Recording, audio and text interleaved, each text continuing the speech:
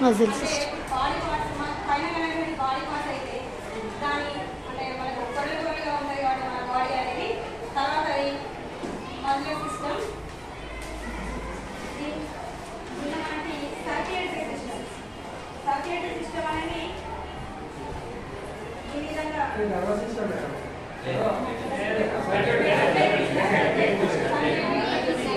మనకు డేటా అనేది ఈ విధంగా ఇంకా సర్క్యులేట్ అవుతూ ఉంటుంది సార్. అంటే బ్రెయిన్ టు క్లోజ్ వరకు కూడా మనకు ఇందులో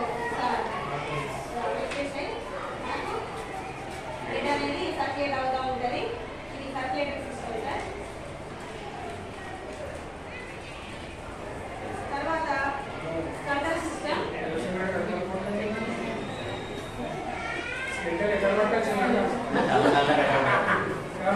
రావచ్చు